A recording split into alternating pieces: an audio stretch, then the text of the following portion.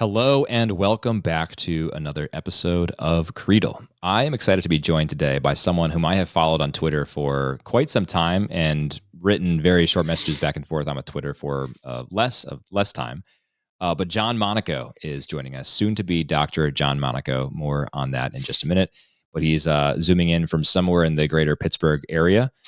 John is a doctoral candidate at Duquesne University. We're going to find out more from him about what exactly he is writing his dissertation on. And he's also, more importantly, a husband and father of two. And most importantly, he is an Eastern Catholic. So, John, welcome to Creedle. Excited to have you. Thanks so much. Thank you for having me. Yeah, absolutely. I'm always delighted when I find people out there on Twitter who are actually saying good things. And your account has been one of those. Although I notice it's gone more and more silent, which I don't know if that's a consequence of Elon Musk's takeover. I'm just kidding. Probably more consequence of you being a busy father of two and a doctoral student who has students of your own to teach and things like that. Sure, yeah. And it's probably a good thing for your overall holiness. But I miss seeing some of your insights on Twitter. So, yeah, welcome to the show. I'm really excited that we can have a little discussion tonight. Absolutely, thank you. For sure. Yeah, maybe let's start there. Since I mentioned you as a doctoral candidate at Duquesne, what exactly are you studying? I know it's theology, but talk to me more about the topic of your dissertation and some of your research interests and maybe the classes that you're teaching now. Sure. So to start, in terms of my doctoral focus, I've always kind of prided myself as best I can as being kind of a holistic, well integrated kind of figure. So I know in academia you could always have these hyper specialists. There's always that joke who says, "Oh, I can't really speak about Trinitarian theology in Aquinas. My focus is Christology of the 1960s," and it's like, well, if the Christology of the 1960s has no real connection to that, then what are we doing? So, yeah. So in terms of, I do obviously recognize the need to have that kind of balance and that, but also have a need for specialization. So, what has really drawn me into the theology studies and what I really like to focus on now, and what will be the topic of my dissertation is pretty much ecclesiology, so the study of the church, in particular, the study of the church, both like in its internal form, how it's through the lives of its members, also in its external form, the structure, and kind of the century, so to speak, that I'm really curious about, of course, is the 20th century, right? So, we go from certain tracts on the church influenced by St. Robert Bellarmine, and then we go forward and we have Lumen Gentium of Vatican II and everything in between and some stuff after. And so what I'm most interested in is probably the work of Cardinal Charles Journet, who is a Swiss cardinal, a Thomistic thinker, very, very solid, but who kind of bridged the pre-conciliar and the post-conciliar. He was famous for having the line, like, the Holy Spirit is the uncreated soul of the church. And in terms of that, he's the first one to actually do a full-on systematic, almost like a spiritual theology of the church. And so, one of the reasons I'm doing the dissertation on him is because not a lot of people have read him. So, it's there's not a lot of competition out there. You kind of carve out your own little niche. But the second reason is mostly because I think a lot of the hot topics today, and like, what is the church? How do we reconcile post-Vatican II with pre-Vatican II? I think Cardinal Journet was like born in the late 19th century, 1880, 1890 era. And then he was at Vatican II. He sat in on certain things, made a few speeches, and then he was made a cardinal by Paul VI and died in 1970, in the 1970s. So his life spanned that whole change. Wow. So yeah, my biggest interests are ecclesiology, especially ecumenical relations between East and West, Catholic and Orthodox. And then also theological anthropology, like, who are we in light of the Christian tradition? So those are the two classes I actually teach. One is theological views of the person, which I taught in the fall. This spring, I'm teaching theological ethics. Beautiful. Well, I'm certainly among the subset of people that you mentioned as having not read Journet. So And the name sounds familiar to me, but I can't say definitively that I have heard of him. But given what you have described about him, it sounds like I should read some of his stuff. Is he fairly accessible, and are there English translations of his work that are accessible? Yeah, yeah. So, well, the yes and no. So, accessible in the sense of in the English language, there are translations. There's a I mean more in the Norbertine. sense that is it understandable at the lay level, or do you feel like you're Oh, right. sort of Yeah, wrapped up I in I would say so. I okay, spoke to a Norbertine friar who was responsible for his translating one of his massive volumes into this kind of small compendium. It's called the Theology of the Church by Ignatius Press. okay, Currently out of print, but if you can find a copy, it's worth yeah, having. And then he also did a translation of Journet's writings on the Mass, and so what he explained to me, he said Journet, when he read Journet, he wanted to pray. And it was good wow, that it was kind of like reading like Cardinal Sarah or Pope yeah, Benedict or whoever. When you read them, like yes, it's like deep, it's very intellectual, but it's not like sterile or kind of dry. It's a very almost like mystical writing or poetic. So I would say so. I would definitely say read Theology of the Church if you can find a copy by Ignatius Press, and then any of his other writings in English. The other one last thing about Journet in terms of writings accessible, um, in English, some of his translations are through what is the press? It's in the Providence, Rhode Island area, oh, Clooney and Clooney Press, yes, Clooney Press. Thank you. I yeah, don't know why that was missing. Clooney has a number of works by him, okay, like The Wisdom of Faith. So yeah. yeah, definitely check him out. Yeah, I've got a few. I think I've got a few Clooney titles here on my desk. Um, yeah, that's fascinating. I do think so. I'm a convert. I didn't mention that to you before we hit record, John, but I'm a convert, and one of the things that Mm, brought me into the church, I guess, I mean, there are many things that did, but one of the sort of foundational streams of thought that brought me into the church was about ecclesiology. mm, And I remember reading. You're probably familiar with N.T. Wright, sometimes called Tom Wright, but he's an Anglican bishop. mm-hmm, He has many, many books, and he's quite an impressive New Testament scholar who has, I think, advanced Pauline theology quite a bit from a Protestant perspective and done a lot to reconcile much of it, I think, even with what Catholics have always said. But I digress. He has this book called Surprised by Hope, and it's about eschatology and the end times. And I read that book and was really fascinated by it because as a evangelical Protestant, Anglican evangelical at that point, I hadn't done a whole lot of thinking about eschatology apart from like sort of dismissing like the Tim LaHaye rapture stuff. It's like it's yeah, kind of Left Behind kind of series. Yeah. goofy. Like who really knows what's happening at the end? But he got me thinking more about eschatology in a more systematic and organized way. And then that led me to wonder, what role does the church have in all of this?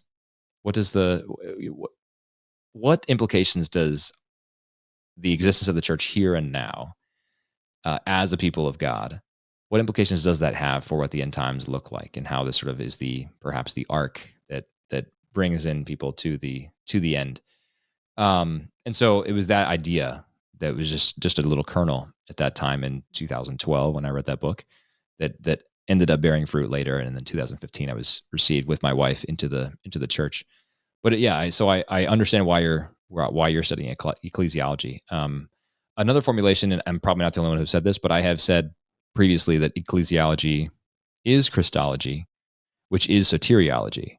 So in Protestant camps, many, especially Reformed Protestants, love to talk about soteriology, and soteriology is like exactly it all comes down to soteriology, because how we're saved and what justifies us and what justification is versus sanctification, all of that is really what the differences between Protestants and Catholics come down to.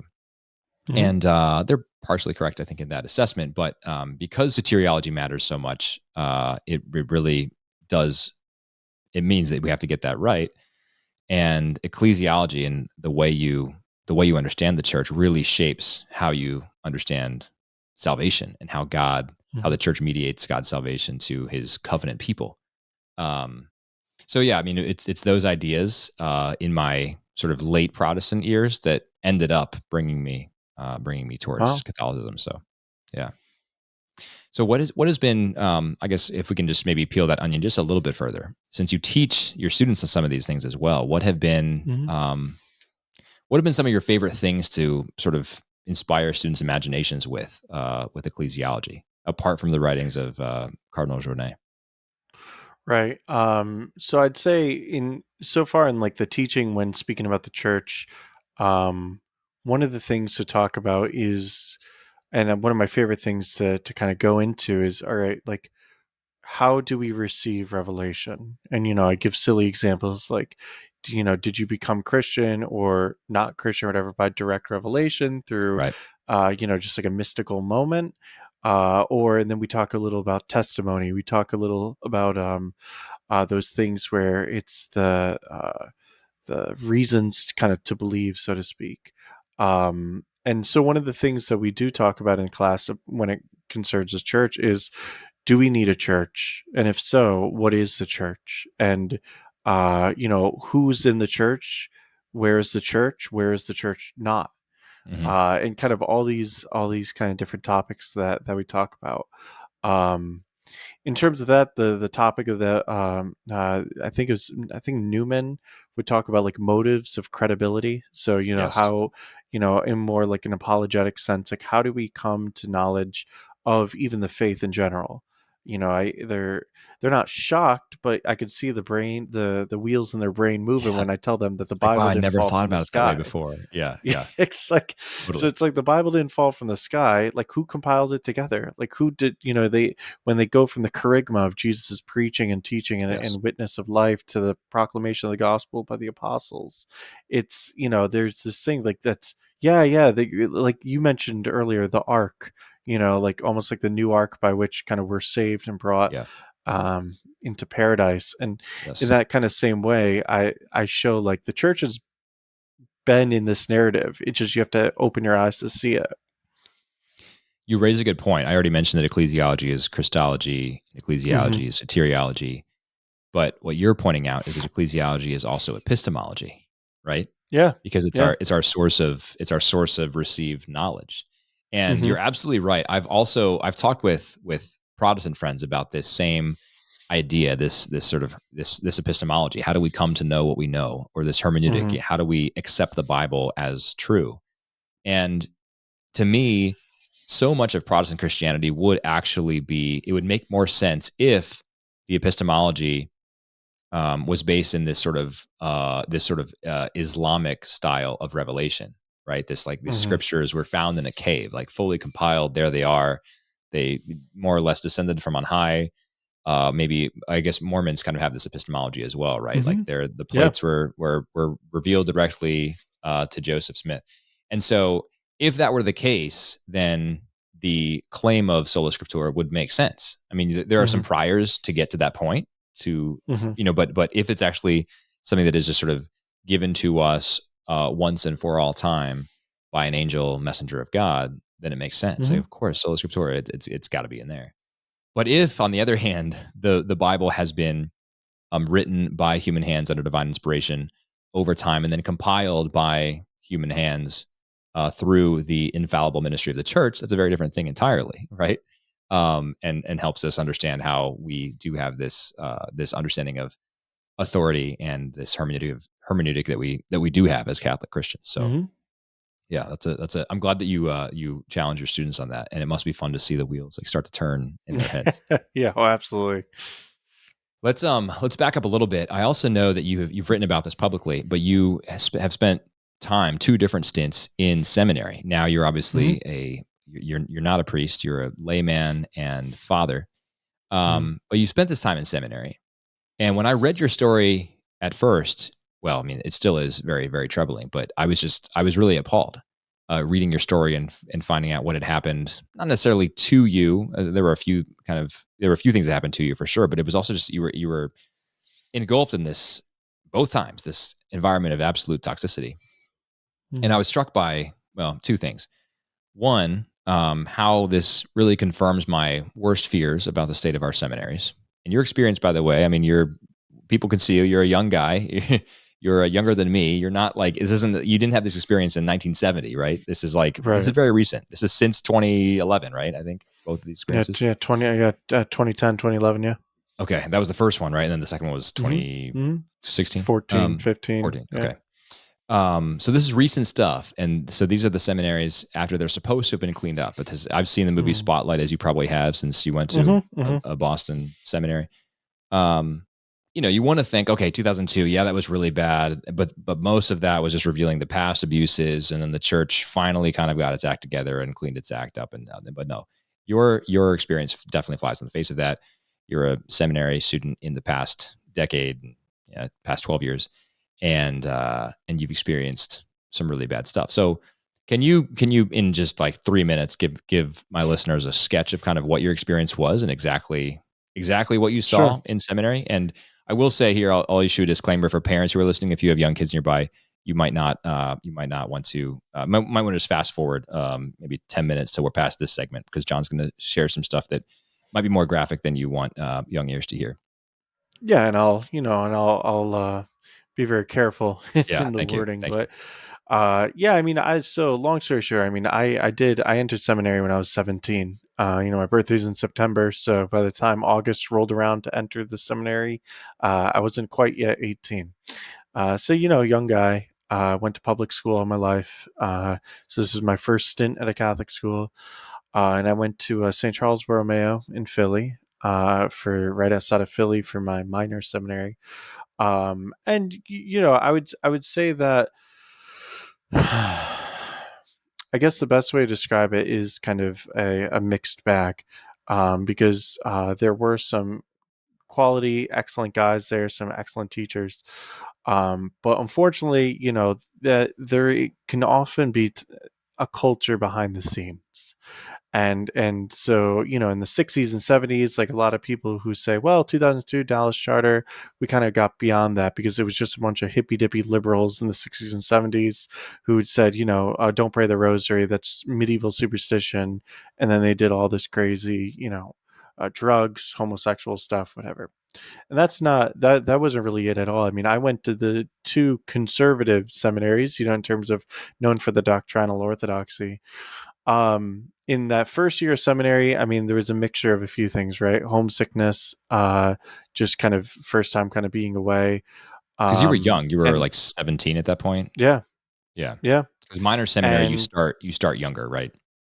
you start right out of high school usually, Yeah. maybe a couple years of college. And back, I mean, St. Charles Borromeo Seminary today versus when I was there in 2010, I mean, it's gone through a few different rectors. It's completely different now.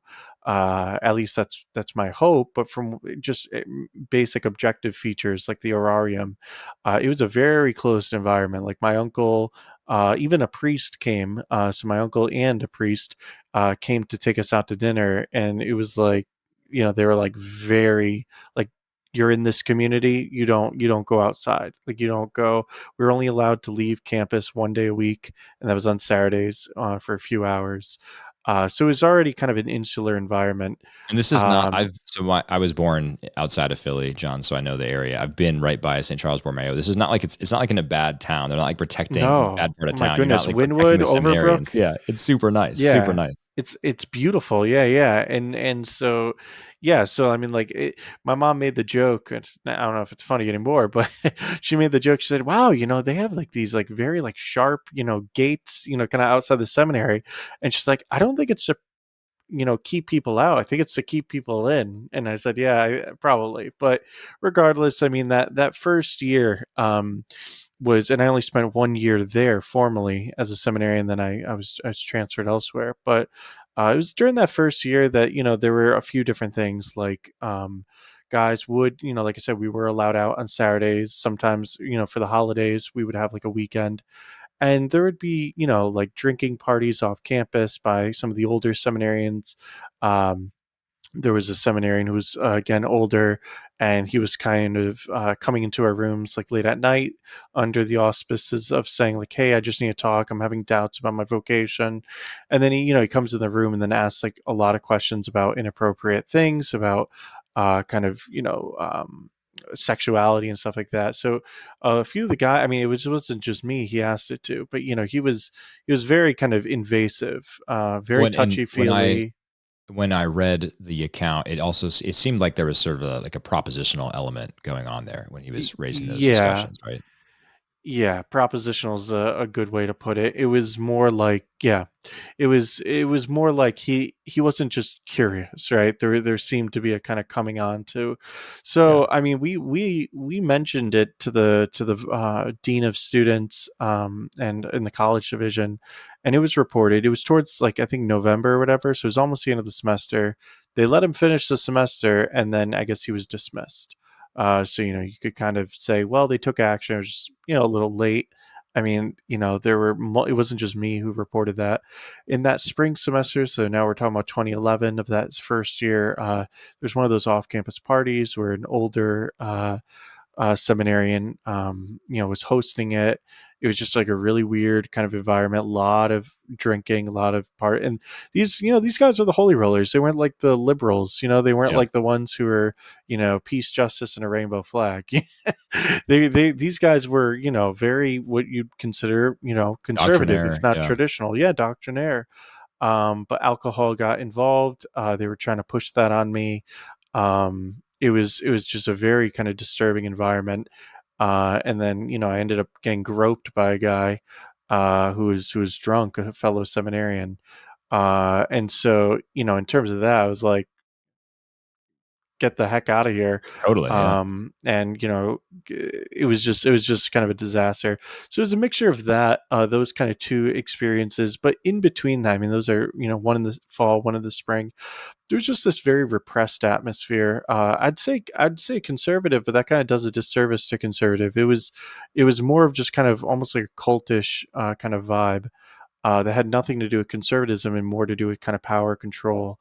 So anyways, after that first year, I was able to transfer out, and I finished my college seminary, so to speak, while at Albertus Magnus College in New Haven, Connecticut. And during those years, I was doing like a quasi pastoral year or so, where I would, be in the parish helping out with the priest. It was a much more healthy environment, still very conservative, and I loved it.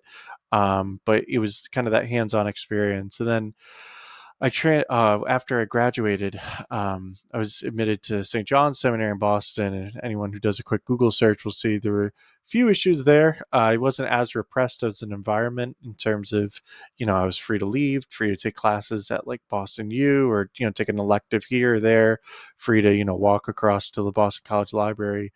But unfortunately, there was kind of a culture there that was more uh, lax in terms of, prior to me getting there were two seminarians expelled for engaging in certain behaviors contrary to natural law and divine law.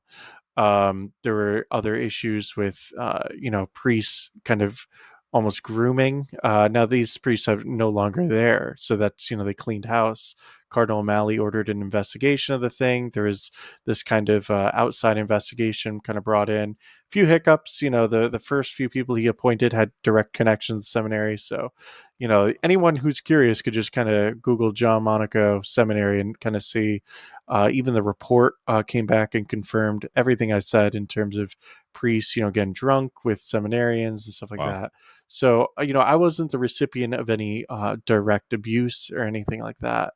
But it certainly was not a conducive environment for priestly formation, at least for me. I mean, hopefully the other seminarians, a lot of the good ones would kind of grit their teeth and just say, I just got to get through this to get to ordination, which is hardly what you want to hear, for seminary and Yes. seminary Yes. formation. So in short, I mean, those two experiences, unfortunately happened, but, it didn't affect my faith. I mean, it certainly affected my emotional kind of, well-being, of course, and certainly my optimism and outlook. But regarding, just my own sense of self, I proceed to leave there, take the good, kind of leave the past or leave the bad in the past, and just be able to kind of hope that no other seminarians or whatever had to deal with it. So it's kind of the short rundown. Now, you mentioned this a couple times, but I think it bears repeating. This is not. I think it's very common and even tempting for people like me. I'll just use myself as an example. For people Yeah. like me to look at these problems and read about this horrific abuse, this horrific scandal, and be like, here's the problem. It's these doggone theological liberals who don't take seriously the commands of Christ and his church, And like Right. a big part of the solution has to be we return to the fundamentals, we return to the foundation, we return to true belief. And the true belief point, I think, is true. But the problem is not just the theological liberals, right? As you pointed out, Mm-hmm. that was not the issue. These were both fairly conservative. I mean, there's a spectrum, but fairly conservative seminaries, and Mm-hmm. these problems are still happening there. So it's not Mm-hmm. about the sort of right or left side of the theological spectrum. The Mm-hmm. takeaway there is that the fox is in the henhouse, right? And so even for the traditional Catholic seminaries, the enemy is at the gates and even within the walls, sowing havoc and doing evil and tempting others, often successfully, to do evil as well. And so it's not Mm-hmm. just about getting our catechism right. Mm-hmm. It actually really is about true belief and about taking seriously the commands of Christ, regardless of what you say. So it's not simply about getting the right words right. It's also about getting the right behavior right. And to do that, I think Mm-hmm. you need to have the belief. So my follow-on question, first, I mean, I welcome any comment you have to what I just said, but my follow-on question to that is, how did this not affect your faith? You just said that this didn't really affect your faith, but I think if I was in your shoes, especially the first time as a really young, impressionable, I can speak for myself, impressionable 17-year-old, and I experienced that stuff, I'd be like, what the heck? Everything I was told about the seminary, everything my Yeah. home pastor led me to believe when I was discerning a vocation formation with him. Is this all a sham? Like, here, they're supposed to be the good guys. These are supposed to be my fathers in Christ, my brothers in Christ, and they're treating me like this. So Yeah. how did that not kind of rattle you a bit?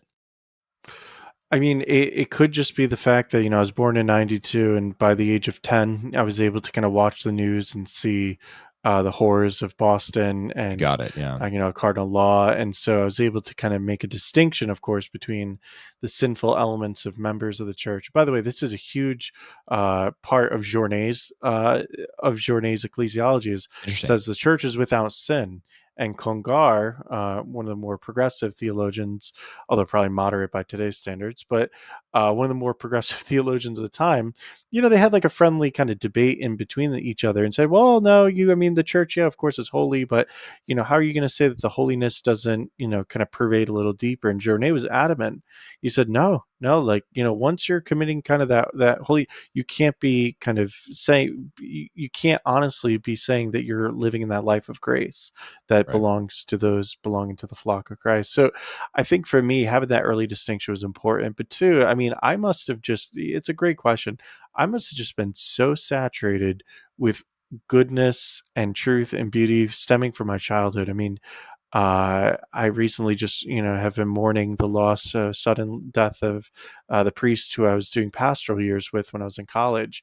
I was surrounded by, like, I could count like 10 priests in Connecticut, where I'm from, Waterbury, Connecticut, from that archdiocese, that just, like, whether they visited the house or whether, I remember going to a priest, asking him questions about God. It was like early spiritual direction, my prayer life, at like when I was like 10 years old, right?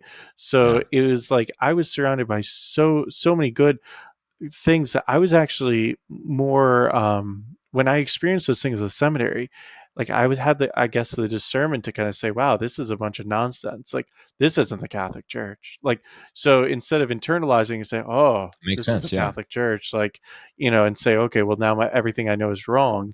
I was so, I don't know, oversaturated with just so much beauty of the Catholic faith, that when was what was presented to me was this kind of mockery.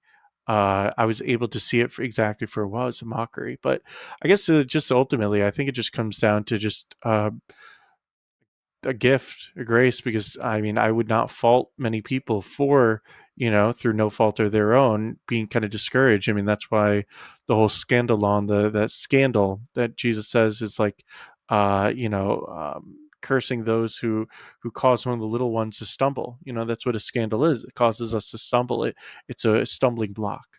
And Yeah. so, in terms of that, I've just been very grateful to be preserved from interior, in terms of my faith, having that have a negative effect. I've mentioned this before on the podcast, but that the words of Jesus in, I think think it's Matthew chapter 18 when he talks about causing the little ones to stumble.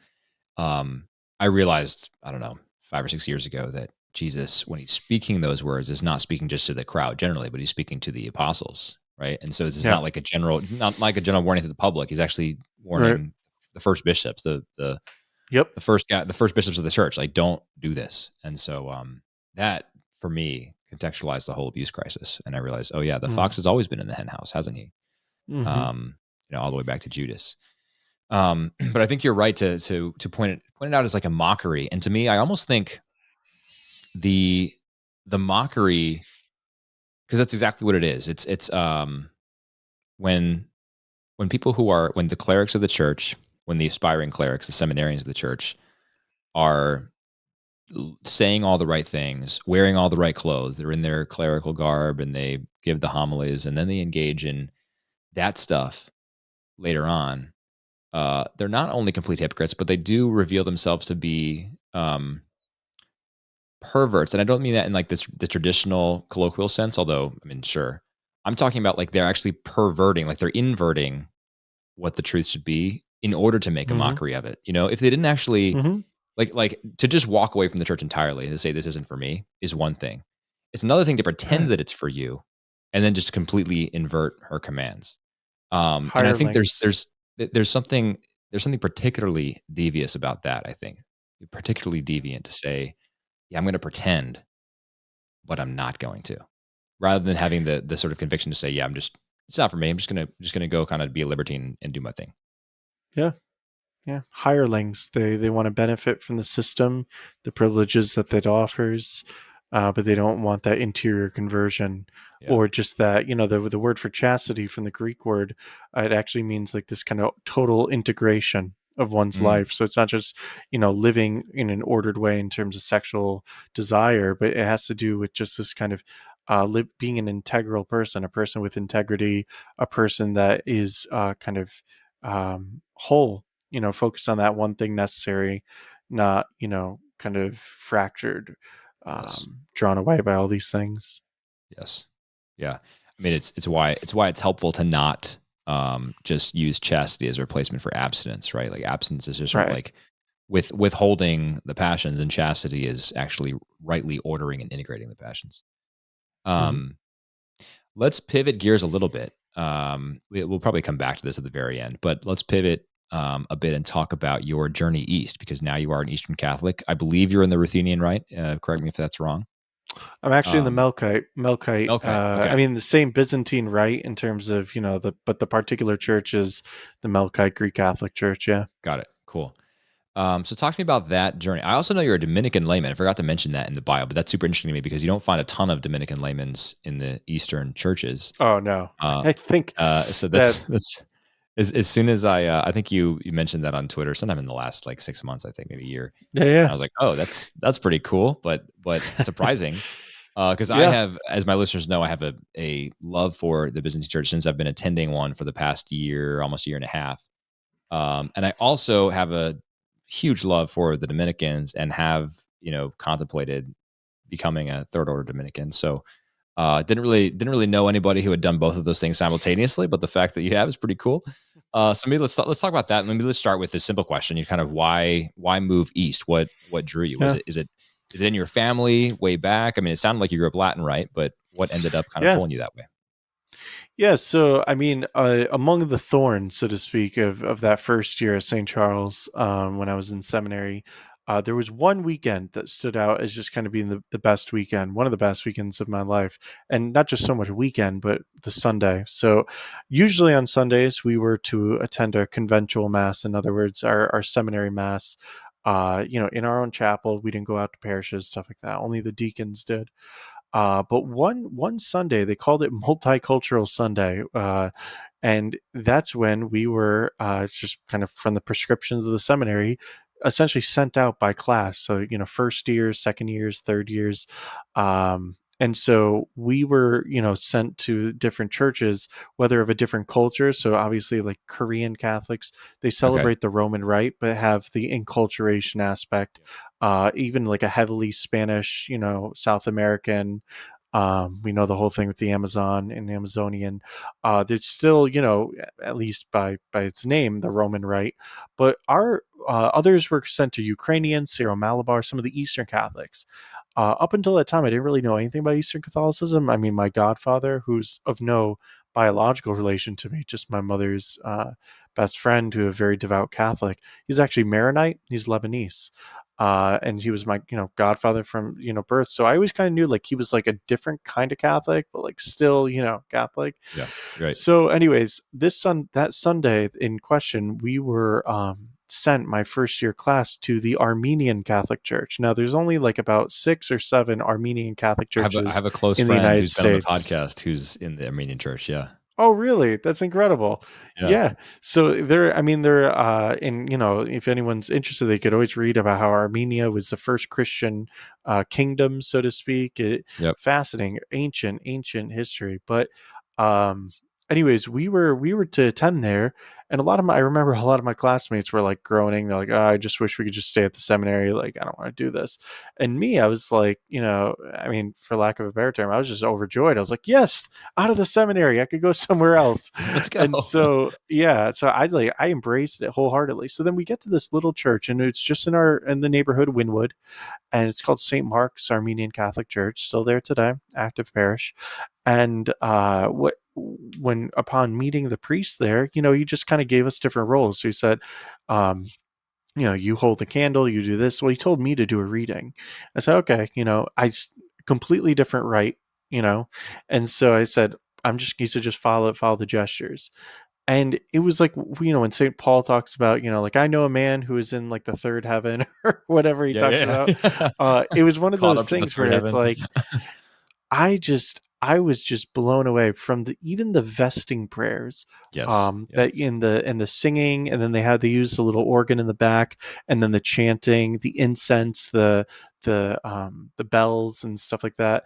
And they called it the Surp, Soorp Badarak, the holy sacrifice, right? Okay. So Surp, it means holy, Badarak means sacrifice.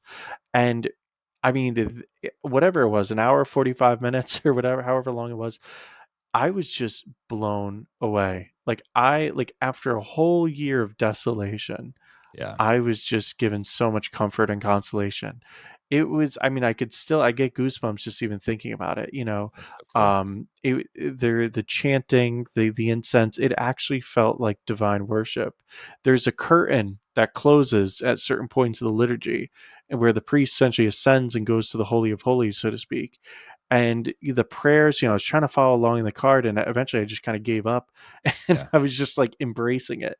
Oh, So that's so cool. after that Sunday, a lot of my classmates were like, "Man, I can't wait to get back to the seminary." Like this, this was, a weird Kind of ethnic weird. Yeah. diversion. Strange. Yeah. And me, I wouldn't stop talking to the priest. And priest and I were talking. He was telling me about Eastern Catholicism. I'm like, I don't really know what this is. Right. So, anyways, we get back to the seminary, and I spend the rest of that weekend just researching and reading and looking in the library and looking at all these things on Eastern Catholicism. And of course, then I learned, like most people, that the Catholic Church actually comprises of, Yes. 24 particular churches, of which the Roman Catholic Church, the Latin Church, is by far the largest, probably 97, if not more percent. And then you have a bunch of these Eastern Catholics, and each with their own history, story, etc. So pretty much even throughout that year's seminary, I would always try to sneak away to go to an Eastern church when I could. Um, Even if I didn't understand the language it was in, I Yeah. just knew that liturgy was going to be something that just nourished the soul. It's real So special. Yeah. fast forward to my theological studies, or my philosophical studies when I was in undergrad. Can I actually And pause you? I want to come to this, but I want to just oh, yeah, share yeah, with you yeah, please. our experience, because it's very similar. I had never been Please, to yeah. I knew about the Eastern Catholic churches, but only intellectually. Had not read a ton, but had done the Wikipedia diving, Yeah, right? yeah, Like, oh yeah. yeah, there are 24 particular churches, yada yada. And I had my wife and I both had gotten into this podcast called What God Is Not. You may be familiar with it, but Mhm, um, mhm, Sister Natalia and Father Michael O'Loughlin, who is mhm, a Ruthenian priest. And so we had some encounter with apophatic theology through that podcast, and some encounter with the theology of the East, and really liked it. So mhm, we moved to this area about a year and a half ago, not quite. And we're like, we gotta swing by this parish. So we took all 4 kids with us just to a Sunday divine liturgy, and walk in, and I mean the whole place is just floor to ceiling, covered in icons. Just everywhere you look, Mhm. there's icons everywhere. And then the music starts, and of course it's all sacred chant. And then the liturgy happens, and it's like it's just 90 minutes. It's mostly standing, right? And 90 minutes later, it's complete. But it's like you enter this sort of time warp throughout, and it's just the Mhm. most transcendent experience of worship that I think I've ever had. And it Mhm. was remarkable to be like, wow, this is incredible, and a real treasure for the church to have. And it's Mhm. amazing that this is not a more widely known treasure, because I'm not not criticizing not criticizing the rightness of the Novus Ordo at all, a form of the liturgy which I completely accept. But most implementations of the Novus Ordo liturgies that you see in your sort of like your nearby parish community are just downright banal compared to what happens at the smallest Byzantine church every Sunday, Mhm. every divine liturgy. It was just, I mean, it was such an explosion um of sounds and of smells with Mhm. the incense throughout, and of actions with how frequently you're bowing and crossing yourself and singing. It was beautiful. It was absolutely beautiful. Mhm. um and we really really love it. I mean, I shared with you before we start recording, it's a little bit of a drive for us, but every time we go, man, we're so glad we went there. This is just amazing. It's so great. Mhm. So completely, yeah, very similar experience to your own, and it has spurred me to dive deeper as well and really contemplate, like, man, maybe we should just do it. Maybe we should become Eastern, because there's Mhm. a lot that I like about it for sure. Yeah. Yeah, So, definitely. but I cut you off in your journey. So continue. I Yeah, just I wanted to mean, share our parallel. I know for the sake of time, probably can't hit every point, but it should just be. I'll just mention that during my philosophical studies, so do my bachelor's in philosophy and then later in theology, I was just always drawn to the work of the church fathers, and especially the Eastern fathers. The Greek fathers, the Cappadocians. What so a lot of people, well, some people may know about this. So, uh, probably one of the damaging parts of the seminary experience was I developed a very kind of almost severe form of kind of OCD scrupulosity. um, and actually that whole kind of notion of apophatic theology, this idea that this intrusive thought I have, like God's this like scary big monster who's going to smite me, this and that. Just reading the work of Pseudo Dionysius and Aquinas and his appropriation of him, the work of Nicholas of Cusa, that's what I took when I was back in 2015, 2016, actually spring of 2016. Oh, no, I'm sorry.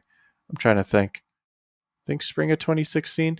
Anyway, I took that when I was in Boston, and like just this apophatic kind of mysteriousness of God Yeah, that goes beyond conceptual ideas about him and stuff like that. So it was a mixture of that draw that really I found that when I go into the divine liturgy, it's certainly not anthropocentric. It's very theocentric. It's very, as all worship should be, no matter which rite, and yes, ordered towards the praise and thanksgiving to Almighty God. And I guess what I married my wife, and she's raised Melkite, from the Middle East. And what kind of precipitated my change was that I started attending the Eastern churches, I mean, for several years now, to the point where that felt like home. And I yeah, realized I wanted to be under the Melkite bishops. I hmm, wanted to be under their fasts and their feasts. I didn't no longer want to be kind of this outsider looking in. And I also wanted to raise my children in the Greek Catholic rite. So in terms of that, that's kind of, it was partly familial, so not necessarily tied to cultural, nor should it need to be, but yeah, also just once I kind of felt like, yeah, like I don't feel like an outsider. I don't feel like I did my first time saying, "Wow, look at this mystical kind of experience," whatever. Like, I'm a Roman Catholic, but that's really neat. to like, yeah, this is what we do. I'm like, wait, This we? is mine. Oh Yeah. yeah, this is who I Yeah. am. Yeah. It's cool. It's really So cool. Yeah, there's definitely a part of me that wants that. The point about the fasts and the feasts, though, I love so much of what the in my case, the Byzantine, the Ruthenian church does. But man, the fasts are intimidating. They're really intimidating. yeah, And it's I'm someone yeah. who, I love food, and it's hard for me to be like, yeah, the great fast, bring it on. Let's just go Yeah. vegan for 53 days or Sure. however long it is. That's a challenge for me. It really, it really is. Oh So yeah. that's not the singular issue preventing me from becoming it, but man, it is. I think about that. I'm like, it's I guess in my current position, I can sort of have my cake and eat it too, which is not the right approach. I recognize that. So this is something that I need to work on, right? But the it does strike me that the Eastern churches sort of demand more of you, which I like on an intellectual level, But Yeah, yeah, the yeah. spirit is willing, but the flesh is weak, is what I'm saying, John. Right. So Right. Right. Yeah. Trust me, I know that. so I will say one thing about just one note about the fast and stuff like that. There is a nice principle in Eastern Christianity of like economy. They call it economy, oikonomia in Greek. This idea that a household management it roughly translates to. And in that case, like for example, if you're starting, if you want to say, "Hey, I want to do this Eastern, fast thing," like your spiritual father, your pastor, whatever. Uh, they'll obviously understand like you're starting from like here and the prescriptions are yeah, here, so yeah, they're more like, how would I put it, you always hear these days about accompaniment or whatever, like, yeah, but really they are truly doing that accompaniment work, because they'll say something like, okay, you can't be vegan this Lent, it's going to burn you out, yeah, you just, why don't you start by doing this, and like yeah, that kind of law of gradualism in the spiritual life, where that's found in the West too, ideally. So yeah, having that kind of freedom to kind of work out these spiritual ascetical practices, so that they don't become kind of these idols where like, well, I gotta white knuckle it for the next yeah, yeah. 40-50 days, but rather they're kind of oriented towards your own room for growth. Now, correct me if I'm wrong on any of this. I welcome fraternal correction for sure. But it seems to me, you mentioned the West does have their law of gradualism, and it seems to me that that's right to some extent. But I think, in my limited experience, it seems like the West falls into sort of an error prone type of gradualism. And what I mean by that is, let's take your example of the vegan thing is here, like the full Hmm. prescriptions for the Great Fast are here, and what you can do is here in the Eastern approach. It seems to me that, and this comes through loud and clear in divine liturgy, right? God is here, right? And Hmm. that's just where God is, because God is the all holy God, and Hmm. we can never hope to be where He is apart from His infinite and abundant mercy.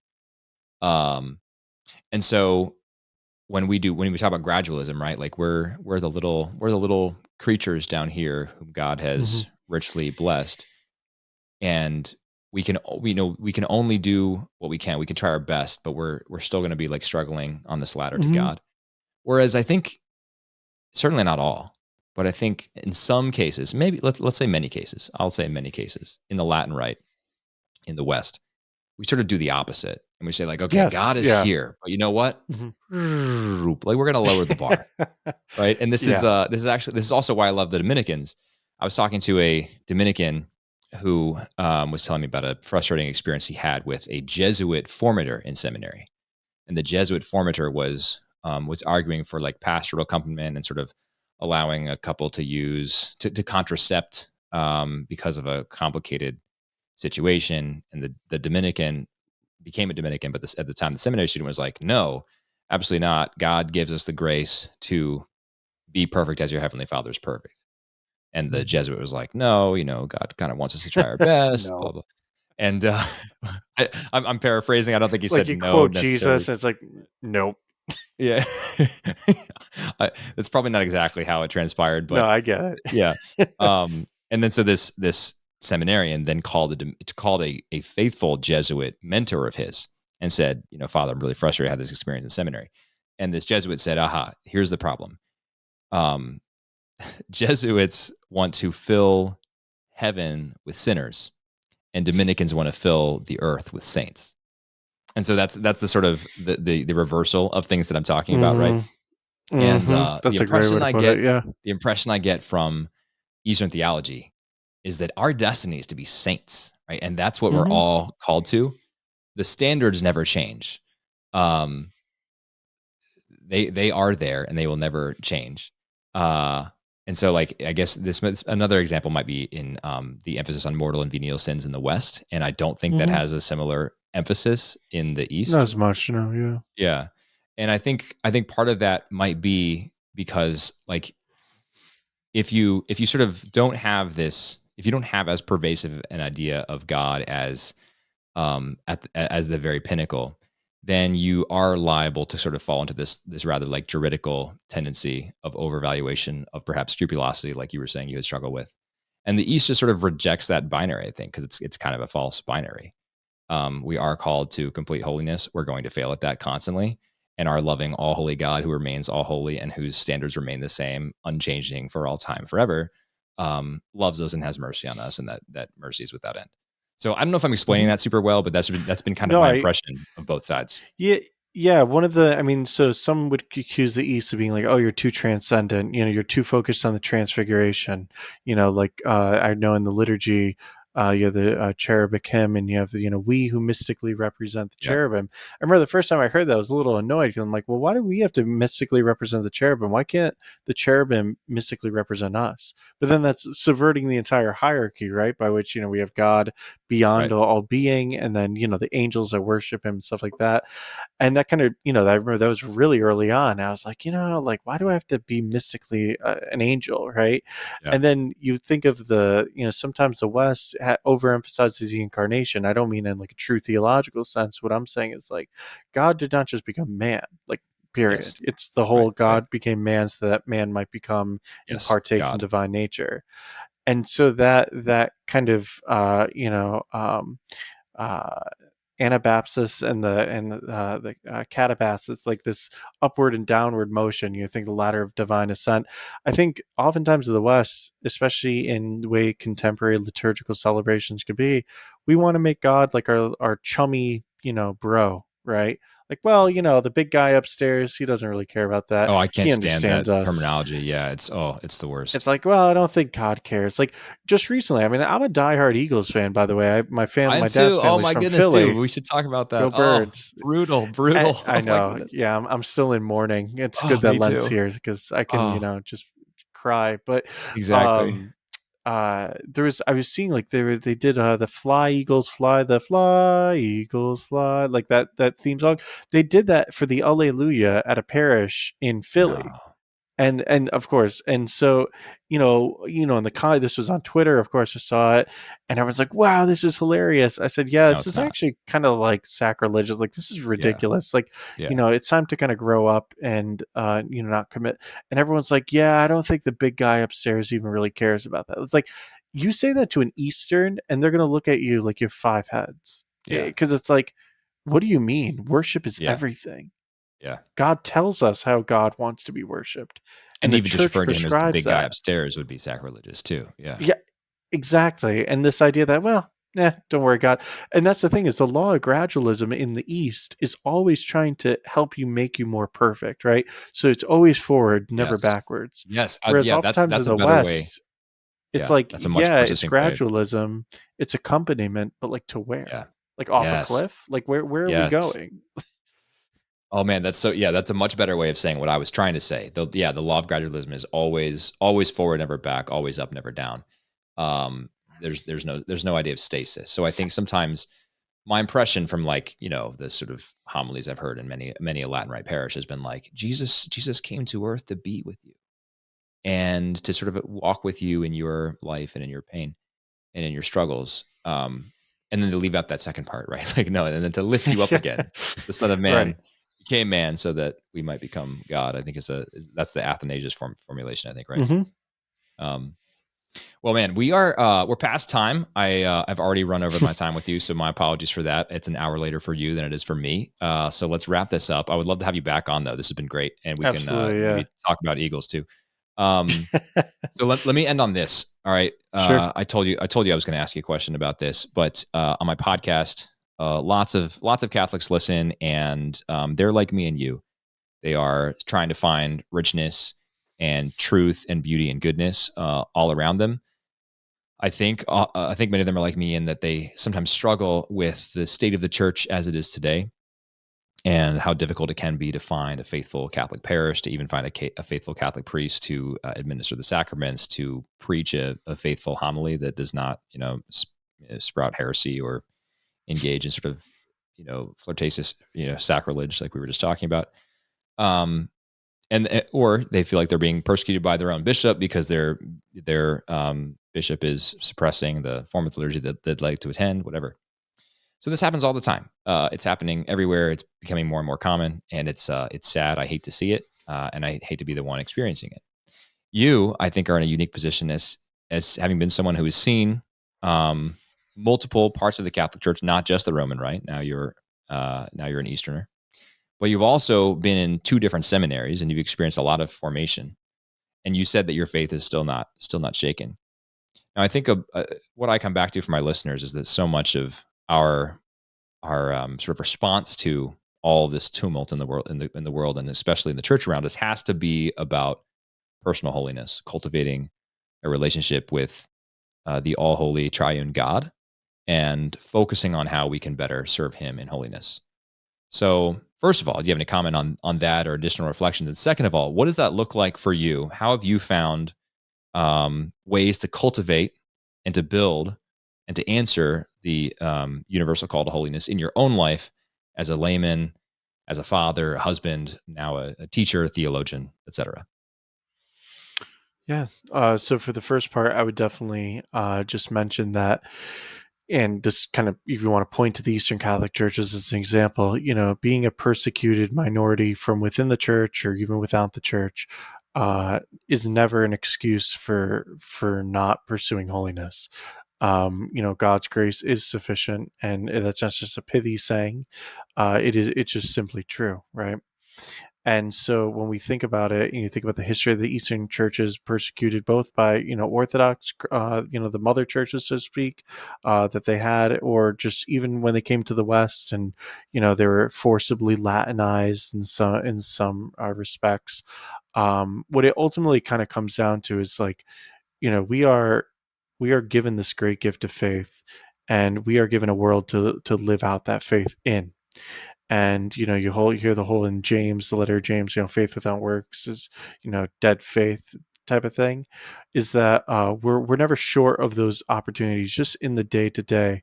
When I Yeah. think of the Eastern churches, I just think of that. I think of the Ukrainian Greek Catholic Church was underneath. It was underground during the Soviet oppression, and only later in the 20th century was it even allowed legality. But when it sprung up, there were already people living the faith in their homes quietly, Wow. as they're able to in their daily circumstances. So that's one thing I'd say. And then just to the second point, I mean, uh, one thing that I've just found really comforting in terms of the Eastern liturgies and stuff like that, and just Eastern practice, is the integration of kind of the Christian life. So prayer, fasting, almsgiving, especially as Lent coming up. That we don't just pray just because we have to like just check off a box, or I just got to get my rosary Yeah. in. And we don't fast just to be like cooler than other people or to lose weight or whatever. We don't give alms, so Exodus that we 90. feel good. Yeah. And I have a few thoughts on that, but for another time. But one thing I'll say is just I would tell people, and I'm this is advice I have to always give myself, like lean into that liturgical season. Like when it's a time to feast, it's a time to feast. Don't, Yeah. eat, don't worry, is this a meat Friday? Like just follow your liturgical calendar. But second, when it's time to fast, like I understand that the church is constantly kind of giving us those resources just to lean into. So whether it's like the morning prayer, the evening prayer, even if you could just do one, just kind of always just lean into the church's liturgical life because it's there. And how to live that in daily circumstances, I mean, just internalize it. There's times that I'm driving, instead of listening to the radio or whatever, I'll just spend time in silence and just pray the Jesus prayer. And I'll even, the Lord Jesus Christ, Son of God, have mercy on me, a sinner. And, just kind of repeat it, but not like in a ritualistic, like, how can I get to 40 by the time Yeah. I get to my destination? But rather just even, what does it mean to be, for Jesus to be Lord? What does the name Jesus mean? Who is Christ? What is the Christ? What does it mean for God to have mercy? Like, just have that kind of meditative prayer. And by the end of it, just kind of carrying that around me, whenever I kind of get frustrated with the kids or something, like, oh, you just spilled your juice all over, like, and it's not this Zen crap Right. meditation, Right. nonsense. It's just leaning into the gifts, the treasury that the church already gives us, Yeah. So that's what I would say. Beautiful. Yeah. Cultivate a life of prayer. I like that a lot. Well, John, thanks so much for your time today. I Yeah, really thank do you. appreciate it. Let's do it again soon. Yeah, To my listeners, I definitely encourage you to follow John on Twitter. I think it's John A. Monaco. Is that right? yeah, yeah. Just my name. Yeah. Okay. I want to make sure I got it correct. John A. Monaco on Twitter. Yeah, Like I said, less active lately, but even just yesterday, we didn't talk about Latin Mass at all, but you did have a good little thread on the Latin yeah. Mass and why it will survive. Hmm. Um, so anyway, good stuff, John. Really appreciate your work. My prayers for you in your family journey, just as I am in my own Thank as you. well. So I appreciate your I was gonna prayers say, my for prayers me. for you as you Yeah, welcome your newest. thank you very much, man. Only a month away. It's crazy. I feel like the due date always creeps up on me. Definitely not my wife because she's the one who actually does all the hard Yeah, work, especially prior to I'll delivery. just tell But my for me, I'm wife like, that. Yeah, wow, it's already almost here. it's like, wow, it just crept up. That really flew by, didn't it, babe? No, no, it did not. Um, yeah. So yeah, prayers for my wife and the little one, please, would be greatly Absolutely, appreciated. Yeah. To my absolutely. listeners, thanks so much for dialing into another episode. If you want to reach out to John, feel free to just email me and I can connect you with him. So, John, we'll do this again soon. Thanks so much. I God hope so. bless. Yeah. Thank All you. right. And to my listeners, God bless you.